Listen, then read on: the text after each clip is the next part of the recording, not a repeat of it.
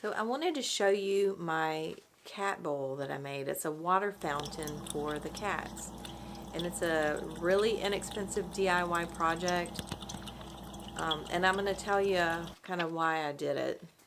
I'm going to tell you why I did it. Okay, so I have 2 cats and 1 grandcat. And they love fresh water, just like pretty much any cat, right? So Katie, she always loves to drink from the sink faucet in the bathroom. So every time I go in there, she comes in there and she wants me to turn the water on for her. So Otis, he likes to jump in the tub after we have a shower, and he'll lick the handle where all the water drops are, and then he'll pounce on the faucet to just get the last little drops out. He's really cute. It's really adorable. In the old house that we had kind of a constant drip, and he always knew that he could just go in there and get water. So he would just go in there anytime because there was just always this little drip. So it's like he's got an elephant's memory or something, and he's never forgotten. He does it at this house. He's even though we don't have a drip, but he's figured out that if he wiggles around the faucet, then he can get some to come out. So when Katie and Otis were kittens, I actually bought them a fountain, but they really showed no interest in it. They were kind of scared of it. So I went ahead and returned it, and then I never really thought about it again until last year I got some betta fish. Now Katie, she really took an interest in her aquatic siblings, but because I actually can speak cat pretty well, I determined that she was really more interested in the water than she was in the fish. So I remembered about the fountain, and then I thought, well, if I just give the cats their own water feature, they won't really be interested in the aquariums.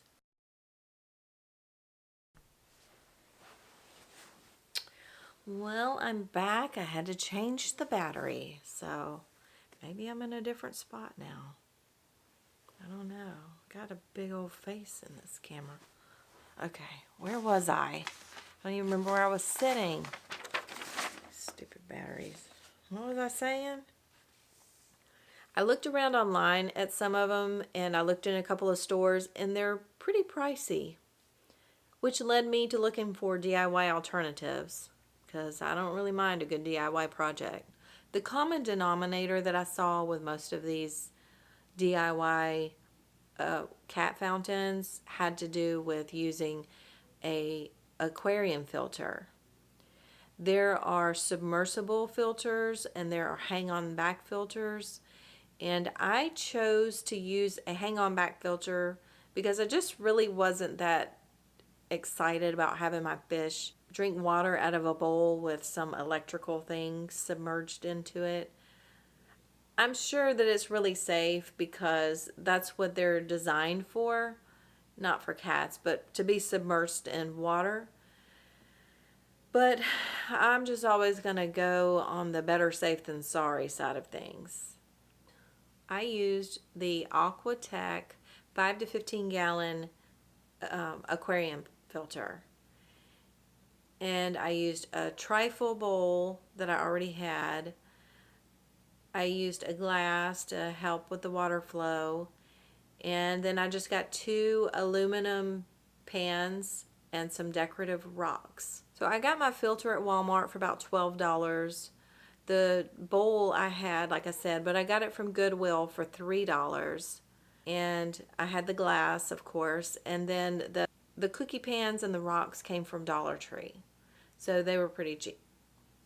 So I put this together for less than $20. You don't have to use a trifle bowl. What I liked about the trifle bowl is that the filter actually will hang on it. It would, I'm making a video. Where was I? So the filter does hang on the trifle bowl, but it doesn't really hang straight because of the shape of the bowl. So to solve the problem, I just found a glass candle that was wide enough to be a base, and I set the filter on top of it, and now it sits flat. If it were to get bumped or anything, it would still hang on the bowl and it wouldn't make a big mess. And that's kind of why I like the trifle bowl. But you don't have to have that. You can just set the pump on the floor if your bowl is not tall enough for it to hang on. The water flow was a little strong, so to solve that problem, I just took a glass and I filled it with water and then turned it upside down and pushed it up against the water spout, and then it just makes a soft flow around the glass, and it's a lot quieter and it's a lot more appealing to the cats too. Now this is not their only water source.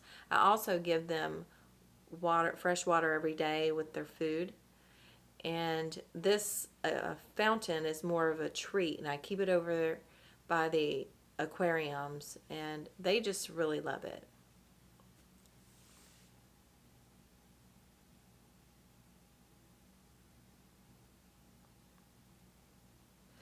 Now, for safety purposes, I would recommend that you read all the manufacturer's instructions and follow their safety guidelines to avoid any hazards on any kind of pump that you get.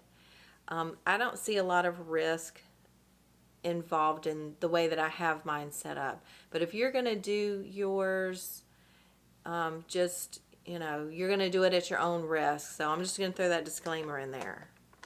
I do add water to it every day or every other day, and the reason is, I want to keep the pump working properly, and I want the water level just to be at a nice level that's easy for the cats to get to.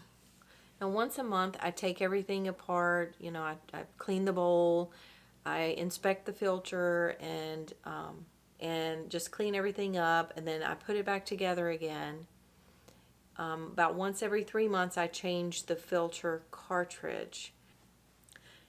The main goal for this fountain was to give the cats moving water and to distract them from the aquariums, not necessarily to give them filtered water, because I have a filter on my faucet. This bowl works great. Katie and Otis love it. The grand cat, he's not really as impressed. I'm not sure why he doesn't like it as much. He does drink out of it sometimes, but it's no special treat to him. So thanks for watching, and give this video a thumbs up if you like it and if you found it useful.